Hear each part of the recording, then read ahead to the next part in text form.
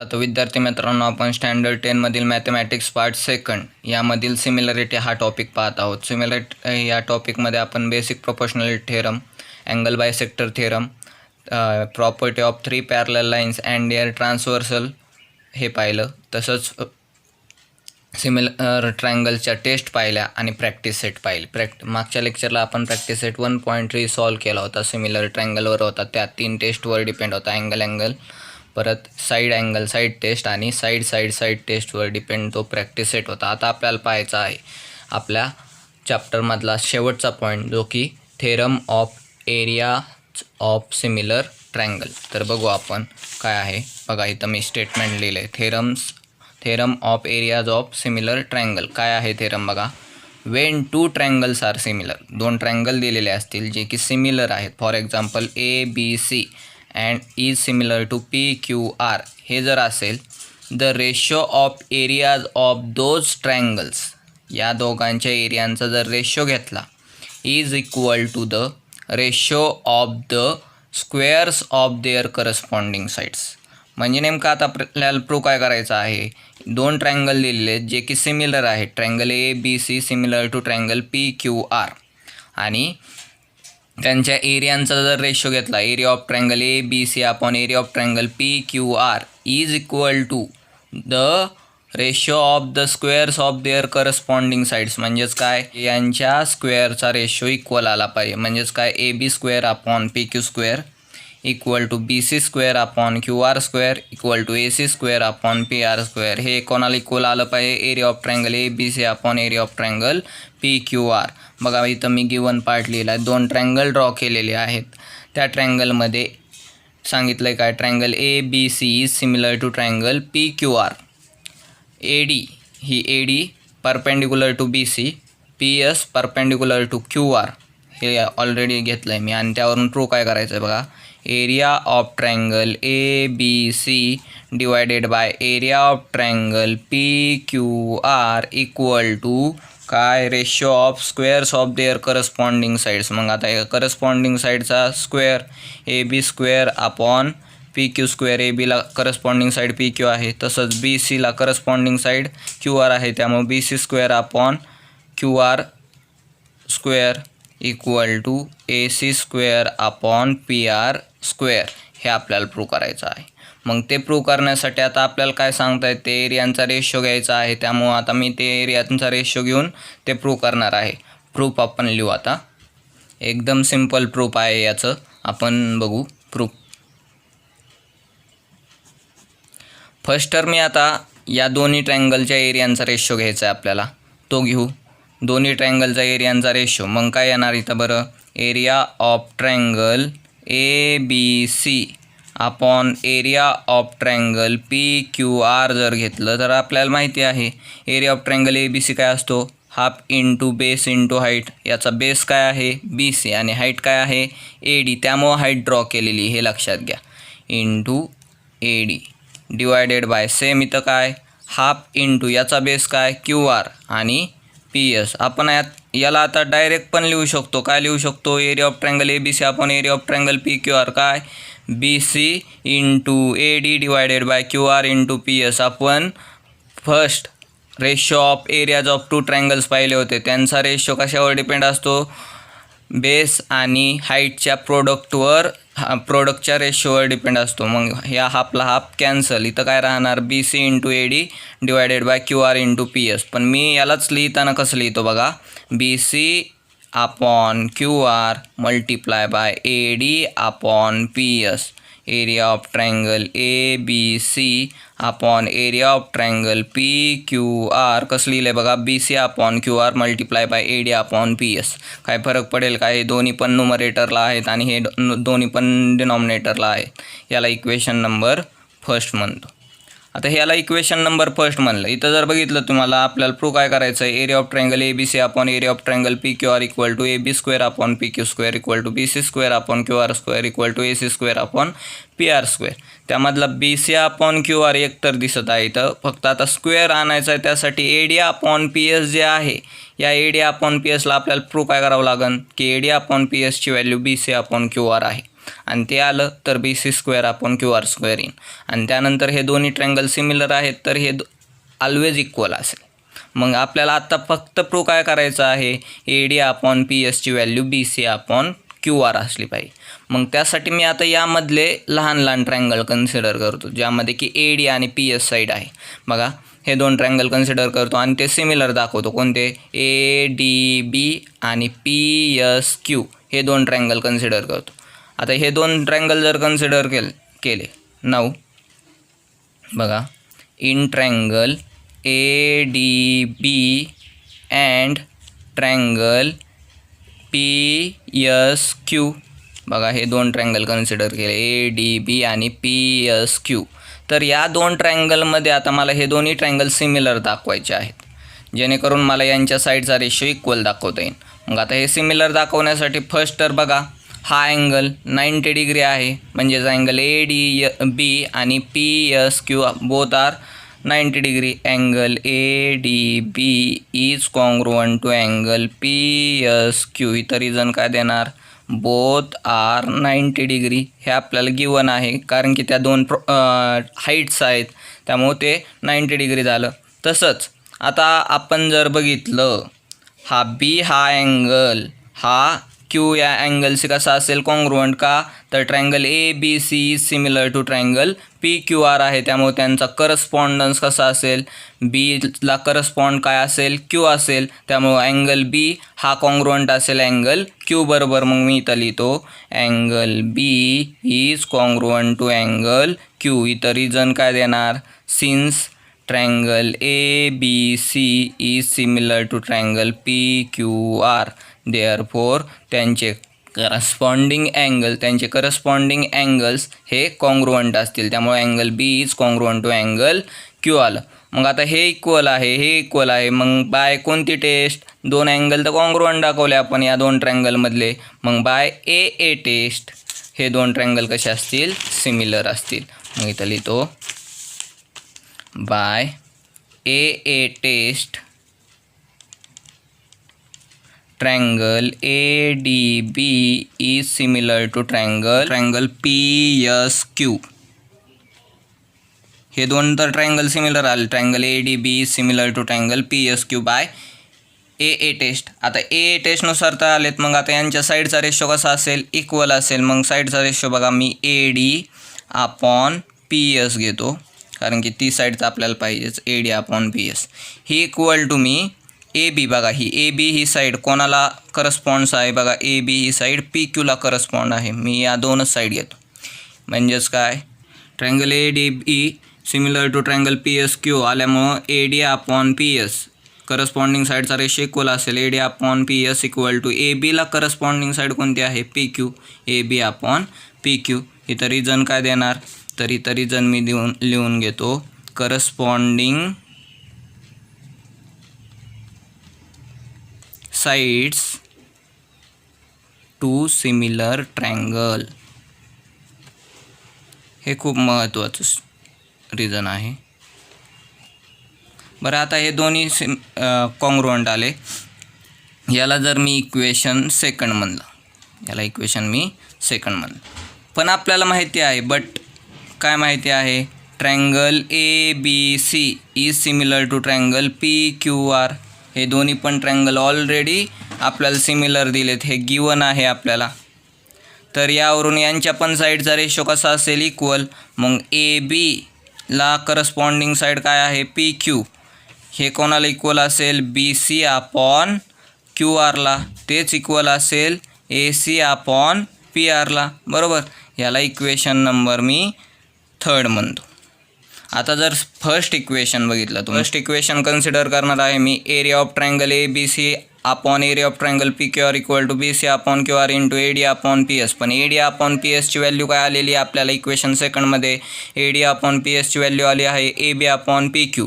पण AB/PQ कोणाला equal आहे? BC/QRला इक्वेशन नंबर थर्डमध्ये. त्यामुळे फ्रॉम 1, 2 and 3 वरून मी बघा काय लिहितो?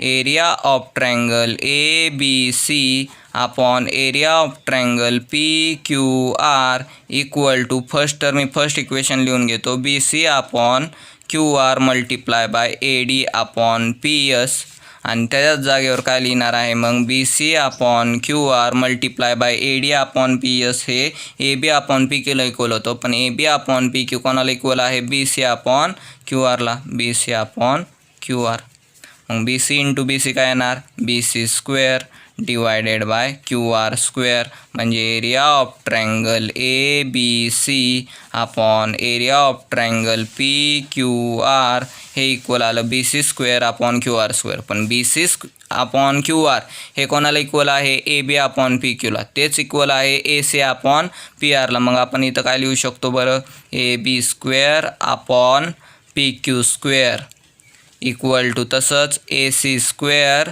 Divided by P R square. Hence the theorem is prove. आपल्याला बघा थेरम काय प्रूव्ह करायचा होता तेच प्रूव्ह करायचा होता आणि आपण हे इक्वल होते कोणते A B upon P Q equal to B C upon Q R equal to A C upon P R. त्यामुळे B C square upon Q R आलं. Area of triangle A B C upon area of triangle P Q R हे B C square upon Q R square आल्यावर आपण direct लिहिलं की equal to A B square upon P Q square equal to A C square upon P R square. Hence the theorem is prove. मग आपण या थेरममध्ये नेमकं काय केलं. फर्स्ट तर थेरमचं स्टेटमेंट काय होतं when two triangles are similar the ratio of areas of those triangles is equal to the ratio of the squares of their corresponding sides. मग यावरून मी दोन ट्रायंगल कन्सिडर केले जे की सिमिलर आहेत. Triangle A B C similar to triangle P Q R. त्यामध्ये A D आणि P S height draw करून घेतल्या. त्यानंतर टू प्रूव्ह काय प्रूव्ह करायचं होतं area of triangle A B C upon area of triangle P Q R equal to A B square upon P Q square equal to B C square upon Q R square equal to A C square upon P R square. म्हणजे त्यांच्या corresponding साईडच्या स्क्वेअरचा ratio equal आला पाहिजे होता. त्यासाठी प्रूफमध्ये first तर आपण area of triangle A B C upon area of triangle P Q R equal to half into base into हाईटचा फॉर्म्युला यूज करून B C upon Q R into A D upon P S लिहून घेतलं. त्याला equation first म्हणलं. नंतर मी यामधलेच दोन triangle consider केले ज्यामध्ये की ए डी आणि पी एस साईड असतील. ए डी बी आणि पी एस क्यू हे दोन ट्रायंगल कन्सिडर केले. त्यामध्ये अँगल ए डी बी आणि पी एस क्यू कॉन्ग्रुएंट होते का तर बोथ आर 90 डिग्री. तसंच angle B is congruent to angle Q का तर ट्रायंगल ए बी सी आणि ट्रायंगल पी क्यू आर हे सिमिलर आहेत. बाय ए टेस्ट आपण काय सांगितलं triangle A D B is similar to triangle P S Q आणि त्यांच्या मग साईडचा रेशो करस्पॉन्डिंग साईडचा ratio equal A D upon P S equal to A B upon P Q corresponding sides of similar triangle. Equation number second म्हणलं. पण आपल्याला माहिती आहे ट्रायंगल ए बी सी हा सिमिलर आहे ट्रायंगल पी क्यू आरला. त्यावरून आपण काय लिहिलं बरं त्यांच्या करस्पॉन्डिंग साईडचा ratio equal A B upon P Q equal to B C upon Q R equal to A C upon P R. याला इक्वेशन थर्ड म्हणलं. इथं पण सी एस एस टी म्हणजेच काय corresponding sides of similar triangle from 1 2 and 3. या 1 2 आणि 3 वरून मी first equation consider केलं आणि त्यामध्ये ए डी अपॉन पी एसची value A B upon P Q होती. पण A B upon P Q कोणाला इक्वल आहे बी सी अपॉन क्यू आरला. त्यामुळे फ्रॉम 1 2 आणि 3 वरून B C upon Q R into B C upon Q R म्हणजेच काय B C square upon Q R square. पण हे B C upon Q R equation थर्डमध्ये कोणाला इक्वल होतं A B upon P Q आणि ए सी अपॉन पी आरला. त्यामध्ये म्हणून आपण बी सी अपॉन क्यू आरच्या जागेवर A B upon P Q त्याचा स्क्वेअर घेतला आणि A C square upon P R square. Hence the theorem is prove. बघा आता जर कधी एक्झाम्पलमध्ये साईड दिलेली नसते हाईट दिलेली असते मग आणि दोन्ही ट्रायंगल सिमिलर दिलेले असतात. म्हणजेच हे स्टेटमेंट आपण असं पण करू शकतो बघा when two triangles are similar the ratio of areas of those triangles is equal to the ratio of the squares of their corresponding heights. जर हाईट नोन असतील तर बघा कसं तर इथं बघा A D upon P S into काय होतं B C upon Q R. पण B C upon Q R हे ए बी अपॉन पी क्यूला इक्वल होतं. पण A B upon P Q कोणाला इक्वल आहे ए डी अपॉन पी एस. मग इथं आपण बी सी अपॉन क्यू आरच्या जागेवर काय लिहू शकलो असतो ए डी अपॉन पी एस पण लिहू शकलो असतो. मग ए डी अपॉन पी एस लिहिलं असतं तर ए डी स्क्वेअर म्हणजे इथं हे पण आलं असतं A D square upon P S square. हे लक्षात घ्या. म्हणजे when two triangles are similar the ratio of areas of those triangles is equal to the ratio of the squares of their corresponding sides. हे तर आहेच. आणि दुसरं statement काय होऊ शकतं या थेरमचं, when two triangles are similar the ratio of areas of those triangles is equal to the ratio of the squares of their corresponding heights. असे पण एक्झाम्पल आपल्याला पाहायचे आहेत.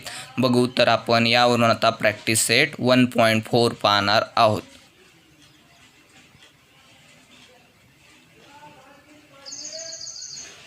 चला तर आपण आता प्रॅक्टिस सेट 1.4 पाहणार आहोत. चला तर प्रॅक्टिस सेट 1.4 मध्ये फर्स्ट प्रॉब्लेम काय आहे बघा. The ratio of corresponding sides of similar triangle is 3:5.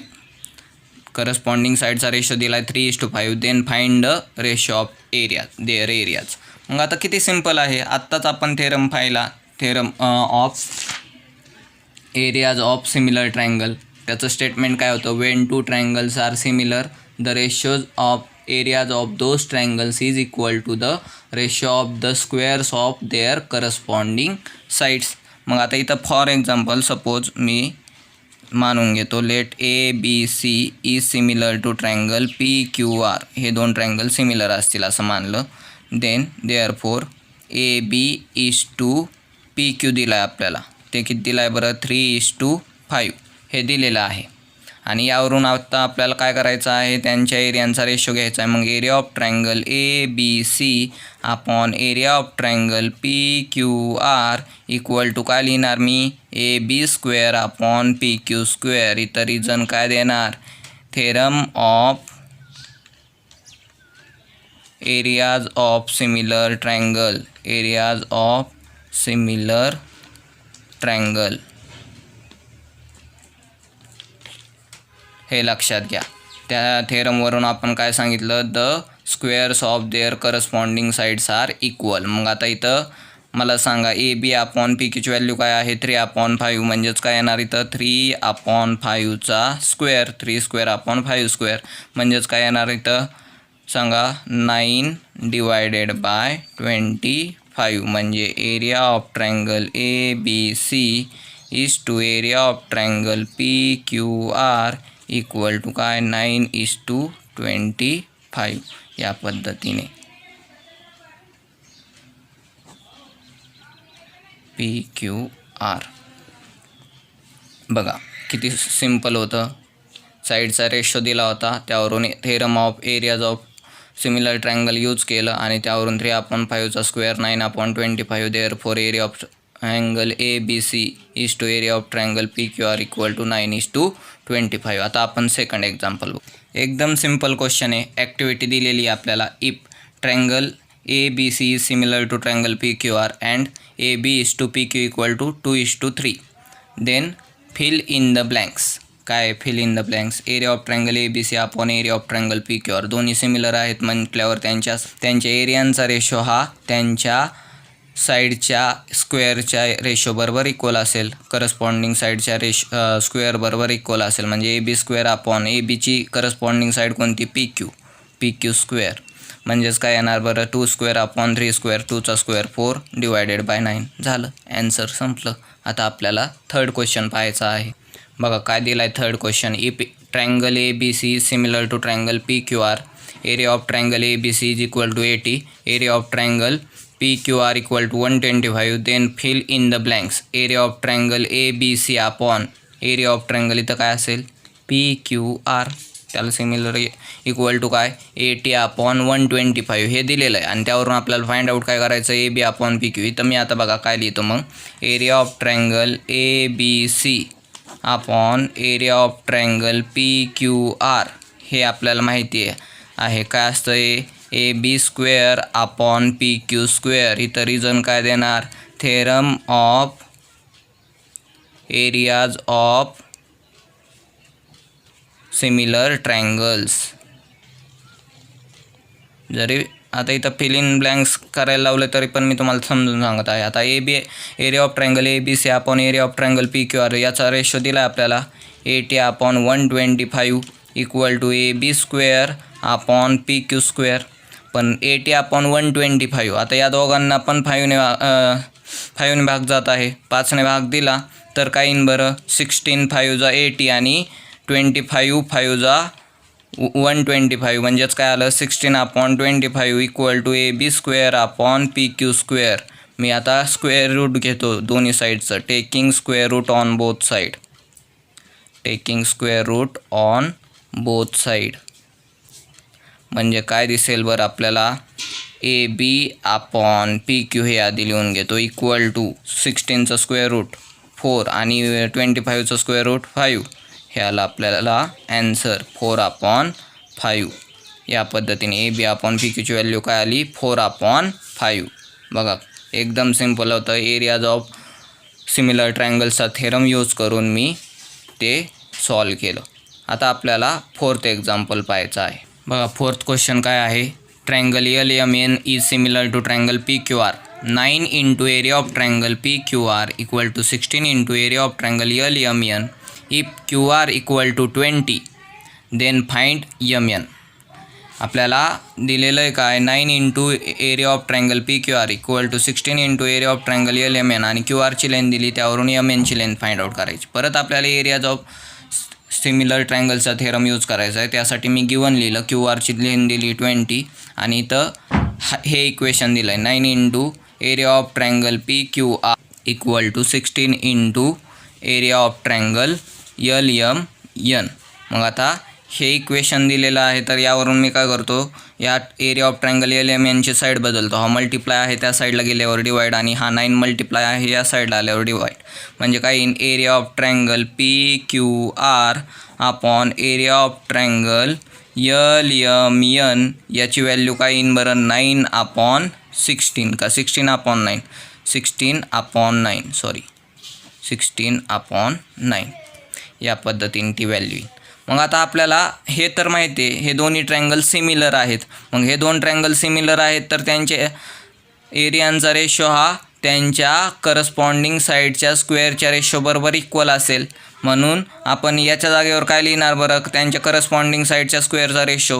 मग मला सांगा QRची करस्पॉन्डिंग साईड कोणती आहे, इथं लिहितो QR square upon MN square equal to काय 16/9. इथं रिझन काय येणार, theorem of areas of similar triangle. हे लक्षात घ्या, मी इथं त्यांच्या एरियांचा रेशो हा त्यांच्या साईडच्या करस्पॉन्डिंग साईडच्या स्क्वेअरच्या रेशो बरोबर इक्वल आहे हे सांगितलेलं आहे theorems of areas of equal similar ट्रायंगलने. त्यावरून आता इथं मी काय करतो, taking square root on both side म्हणतो. Taking square root on both side. बरं, स्क्वेअर रूट घेतलं तर काय दिसेल आपल्याला, QR स्क्वेअरचा square root QR upon MN equal to इथं काय 16चं स्क्वेअर रूट 4 डिवायडेड बाय 9चं स्क्वेअर रूट 3. यावरून आता QRची व्हॅल्यू पुट करू. QRची व्हॅल्यू बघा किती आहे 20. म्हणून इथं काय येणार 20 divided by MN equal to 4/3. चला क्रॉस मल्टिप्लाय करून घेऊ. म्हणजे इथं काय येणार 20 मल्टिप्लाय बाय 3 आणि इक्वल टू काय 4 इंटू MN. तर आता मला MNची व्हॅल्यू फाइंड आउट करायची आहे. हा 4 मल्टिप्लाय आहे या साईडला, त्या साईडला गेल्यावर डिवाइड. म्हणजे काय येणार 20 into 3 divided by 4 equal to MN. या 4ने 20ला भाग जात आहे. 4 1 जा 4 4 5 जा 20 म्हणजेच MN. देअरफॉर MNची व्हॅल्यू काय येणार 5 into 3 therefore MN equal to 15.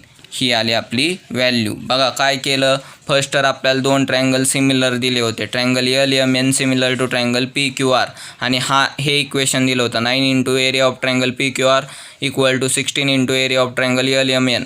म्हणून मी ते कन्सिडर केलं. त्यावरून यांच्या रेशो काढला, एरियांचा रेशो काढला. Area of triangle PQR upon area of triangle LMN equal to 16/9. त्यावरून QR square upon MN square equal to 16/9. का तर theorem of areas of similar triangle तो काय सांगतो आपल्याला, तर त्यांच्या एरियांचा रेशो सिमिलर ट्रायंगलच्या एरियांचा रेशो हा त्यांच्या करस्पॉन्डिंग साईडच्या स्क्वेअरच्या रेशो बरोबर इक्वल असतो. त्यावरून taking square root on both side QR upon MN equal to 4/3 आलं. QRची व्हॅल्यू पुट केली, ती होती 20 divided by MN equal to 4/3. 20 into 3 equal to 4 into MN. Cross multiplication करून घेतलं, त्यावरून MNची व्हॅल्यू आली 15. आता आपल्याला पुढचं एक बघा क्वेश्चन काय, बघा फिफ्थ क्वेश्चन काय आहे, area of two similar triangle are 225 square centimeter and 81 square centimeter. If a side of the smaller triangle is 12 centimeter, then find the corresponding side of bigger triangle. दोन similar triangle दिलेत, त्यांचे area दिलेत आपल्याला 225 square centimetre आणि 81 square centimetre. Smaller ट्रायंगलचे एक side दिली आहे 12 centimetre आणि त्यावरून त्याची करस्पॉन्डिंग साईड काढायची आहे बिगर ट्रायंगलमधली. तर मी दोन ट्रायंगल कन्सिडर केले, triangle A B C similar to triangle P Q R असं म्हणलं. Let triangle A B C similar to triangle P Q R आणि area of triangle P A B C is 225 square centimetre मानलं आणि area of triangle P Q R 81 square centimetre मानलं. मग आता यामध्ये बिगर triangle लगेच लक्षात येतोय, ज्याचा एरिया जास्त तो बिगर ट्रायंगल, म्हणजे ए बी सी हा बिगर असेल आणि स्मॉलर असेल पी क्यू आर. मग त्यामधली एक साईड घेतो, लेट पी क्यू ही साईड घेतो 12 सेंटीमीटर. स्मॉलर ट्रायंगलमधली साईड दिलेली आहे आपल्याला 12 सेंटीमीटर. आणि आता आपल्याला त्यांच्या याची करस्पॉन्डिंग साईड बिगर ट्रायंगलमध्ये कोणती असेल, ए बी. त्याची लेंथ आपल्याला फाइंड आउट करायची आहे. मग फर्स्ट तर मी now by theorem of areas of similar triangles यावरून लिहितो. काय लिहितो यावरून, area of triangle A B C upon area of triangle P Q R equal to काय, A B square upon P Q square. एरियांचा ratio हा त्याच्या corresponding साईडच्या स्क्वेअरच्या रेशो बरोबर इक्वल असतो. हे आपल्याला कोण सांगतं, theorem of areas of similar triangle. आता यामध्ये व्हॅल्यू पुट करतो. Area of triangle A B सीची व्हॅल्यू किती आहे 225 divided by area of triangle P Q आरची व्हॅल्यू किती आहे 81 equal to A B square आहे तसाच divided by P Q square म्हणजे कशाचा स्क्वेअर, 12चा स्क्वेअर. आता इथं सगळे स्क्वेअर दिसत आहेत मला, त्यामुळे मी टेकिंग स्क्वेअर रूट म्हणतो, taking square root on both side.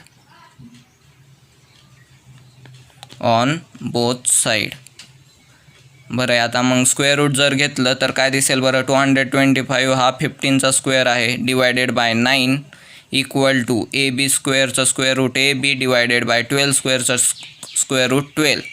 आता हा 12 डिवाइड आहे, या साईडला आल्यावर मल्टिप्लाय म्हणजे ए बी आहे तसंच ठेवतो त्या साईडला, इक्वल टू काय येणार 15 इंटू 12 डिवायडेड बाय 9. फक्त या 12ची साईड बदलली, 12 डिवाइड होता त्या साईडला गेल्यावर मल्टिप्लाय, म्हणून ए बी इक्वल टू काय आलं 15 इंटू 12 डिवायडेड बाय 9. आता या 9 आणि 12 या दोघांना पण 3ने भाग जात आहे, 3 3 जा 9 आणि 3 4 जा 12. तसंच 3 आणि 15ला पण 3ने भाग जात आहे, 3 1 जा 3 3 5 जा 15. त्यावरून ए बीची व्हॅल्यू काय येणार बरं 5 इंटू 4 म्हणजेच ए बीची व्हॅल्यू काय आली 20 सेंटीमीटर.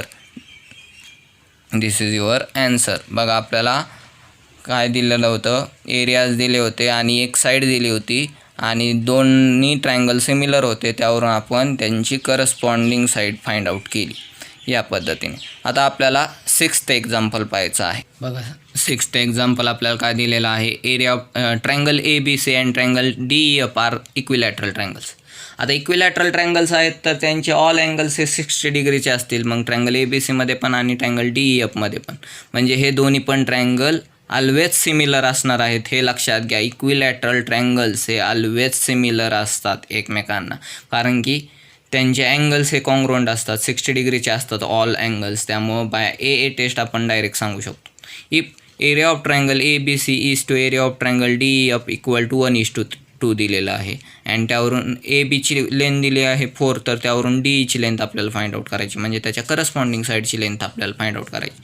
मी इथं आधी लिहून घेतलं, area of triangle A B C and triangle D E F are equilateral triangle, therefore triangle A B C is similar to triangle D E F.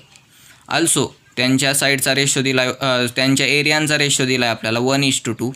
Therefore by theorems of areas of similar triangle, area of triangle A B C upon area of triangle D E F हे equal असेल कोणाला बरं, त्यांच्या corresponding साईडच्या स्क्वेअरच्या ratio बरोबर, म्हणजेच काय A B square upon D square बरोबर. आता यामध्ये व्हॅल्यू पुट करतो. हा रेशो दिला आपल्याला 1:2 म्हणजेच 1/2 आणि ए बीची व्हॅल्यू दिलेली आहे. ए बीची व्हॅल्यू किती दिलेली आहे 4. 4चा स्क्वेअर अपॉन डी स्क्वेअर. चला क्रॉस मल्टिप्लाय करून घेतो. क्रॉस मल्टिप्लाय जर करून घेतलं तर काय लक्षात येईन, D square into 1 square equal to 2 into 4चा स्क्वेअर 16. यावरून डी स्क्वेअर इक्वल टू काय येणार, डी स्क्वेअर इक्वल टू 32. आता टेकिंग स्क्वेअर रूट म्हणू, taking square root on both side.